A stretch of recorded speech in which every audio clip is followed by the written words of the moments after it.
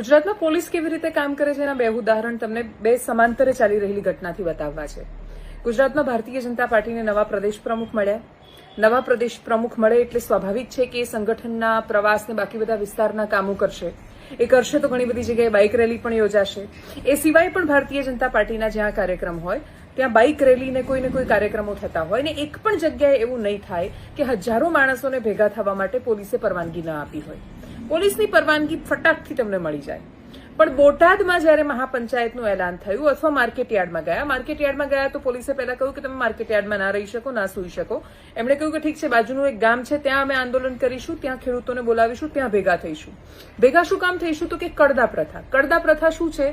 તો કે એક ભાવ ચોક્કસ કપાસનો નક્કી થાય, એનું સેમ્પલ લેવામાં આવે. ઉદાહરણ તરીકે સેમ્પલ લઈને નક્કી કર્યું કે 1100 રૂપિયાના ભાવે તમારો કપાસ અમે લઈશું.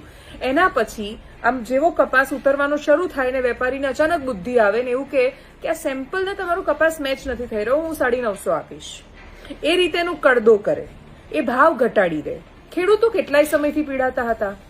એક વખત એક સમય એવો આવે કે એ પીડા છે આમ બ્લાસ્ટ થાય, એ ફાટે, એ અવાજ કરે અને એ અવાજ ઉપડ્યો બોટાદથી.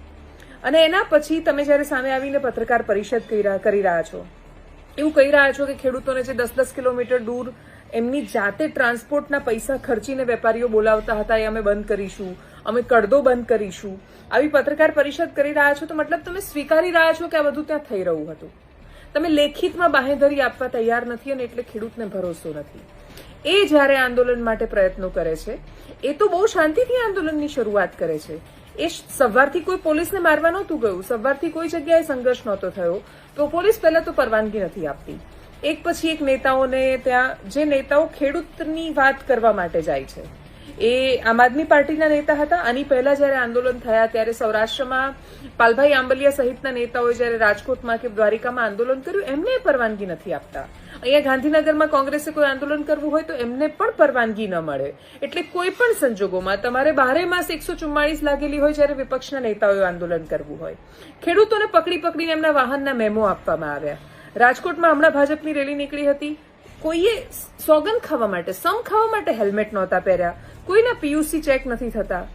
જયારે પ્રધાનમંત્રીની રેલી કે કશું હોય અને ગૃહમંત્રી હર્ષભાઈ સંઘવી કોઈ પણ એક્ટિવા કે બાઇક લઈને કશું નીકળે, દર બીજી મિનિટે સોશિયલ મીડિયા પર એનો ફોટો વાયરલ થાય કે આ વાહનને આટલું પીયુસી બાકી છે અથવા આ વાહનને આટલા મેમો ભરવાના બાકી છે. કોઈ ગૃહમંત્રીને કશું પૂછવા નથી જતું. ભાજપના નવા પ્રદેશ અધ્યક્ષની રેલી નીકળી, બાઇક રેલીમાં કેટલા લોકોના માથા પર હેલ્મેટ નહોતા, એ કોઈને પોલીસે મેમો ન આપ્યા, પણ ખેડૂતને શોધીને એને મેમો આપવામાં આવ્યા. પૂરો પ્રયત્ન કરાયો કે રેલીની જગ્યા પર જતા રોકાય અને પછી જે થયું આપણી સામે છે. પોલીસની જવાબદારી